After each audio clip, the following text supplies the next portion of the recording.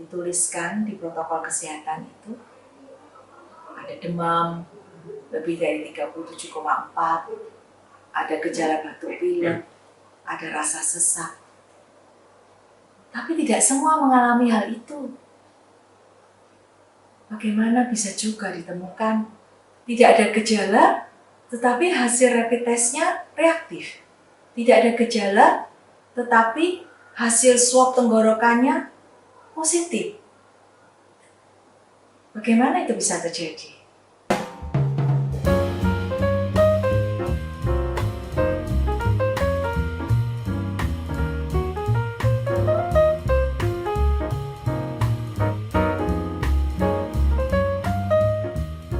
Salam sehat Bapak Ibu Saudara.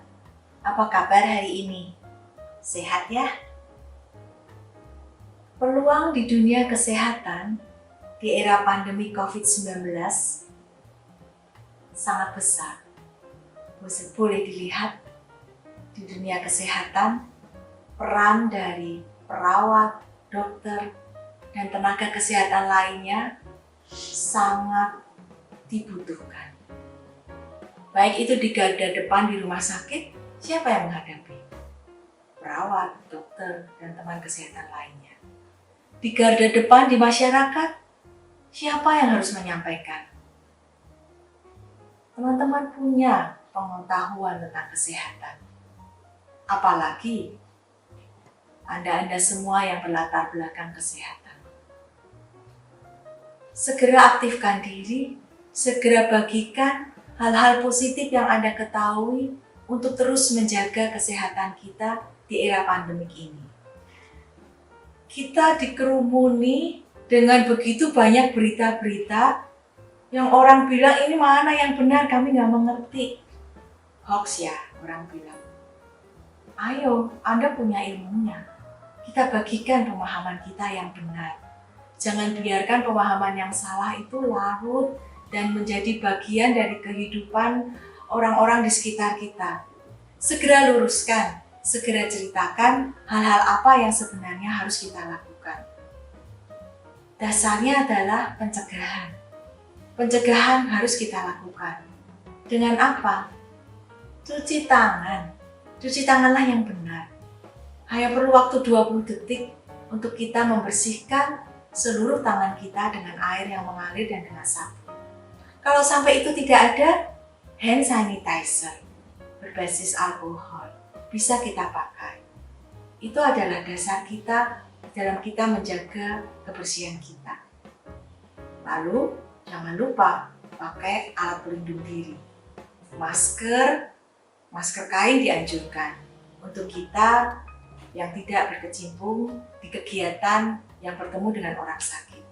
Tapi kalau kita bertemu dengan orang sakit, gunakan masker bedah atau gunakan masker dengan peringkat dengan level-level yang lebih tinggi lagi. Kita sudah paham itu. Berita-berita banyak kita bisa baca. Tapi apakah kita sudah menjelaskan di lingkungan kita? Saat ini, kalau boleh kita lihat, angka positif dari COVID ini masih terus meningkat. Jangan hanya jadi penonton. Ayo kita bergerak. Ayo kita bisa menjadi pemeran di dalam kita menyampaikan hal-hal yang berkaitan dengan bagaimana kita harus menjaga kesehatan di era COVID. Kita mau menunggu sampai kondisi kembali normal dan kita bisa santai seperti zaman dulu? Tidak bisa. Gaya hidup kita sudah berubah. Sekarang kita punya gaya hidup yang berbeda. Gaya hidup yang lebih sehat. Gaya hidup pencegahan seperti yang saya sampaikan dengan alat pelindung diri, dengan cuci tangan, dengan jaga kebersihan diri, dan gaya hidup menjaga makanan kita untuk ambil makanan-makanan yang memang dibutuhkan oleh tubuh kita. Kalau itu tidak bermanfaat, jangan kita masukkan ke tubuh kita. Dan tidak lupa olahraga. Jalankan kegiatan tersebut, itu akan menjaga stamina kita. Dan itu akan membuat kita akan mendapatkan bonus kesehatan dari semua kegiatan. yang kita lakukan termasuk olahraga sesuai dengan hobi apa yang Anda sukai. Untuk COVID-19, ada protokol kesehatan, dan protokol kesehatan ini berkaitan dengan bagaimana mencegah supaya kita tidak terdampak COVID-19. Kalau terdampak COVID-19, ada standar yang bisa dilihat, ini orang-orang yang sakit.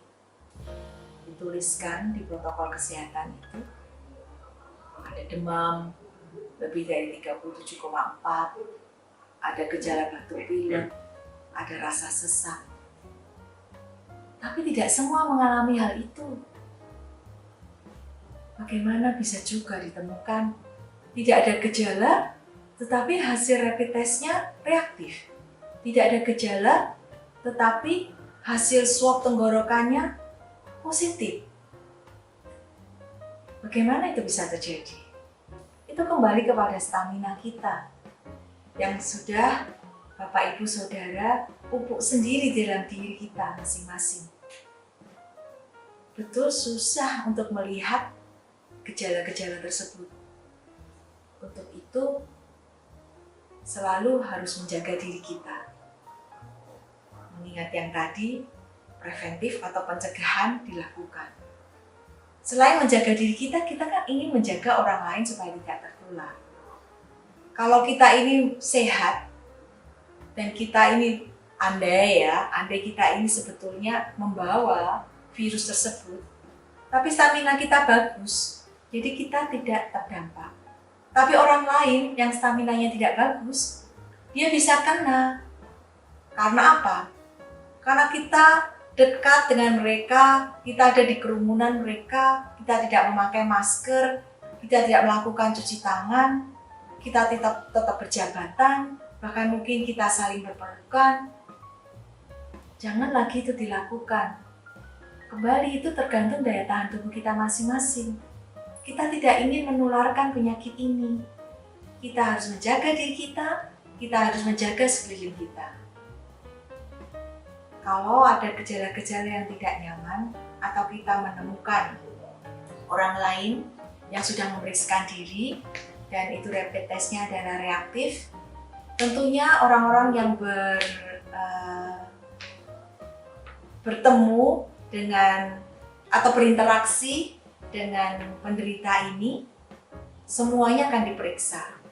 Dan kita harus melakukan yang namanya isolasi diri selama 14 hari.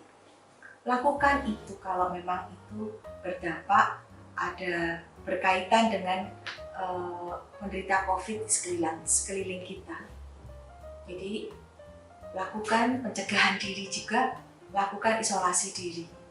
Saat melakukan isolasi diri atau dibilang karantina mandiri, kita tetap beraktivitas seperti biasa, hanya kita tidak berinteraksi dengan orang lain.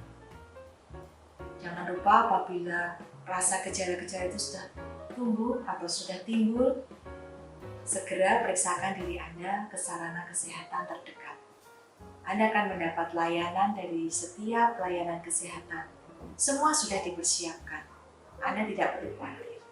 Semoga alam semesta mendukung niat baik kita dan Tuhan menuntun langkah kita.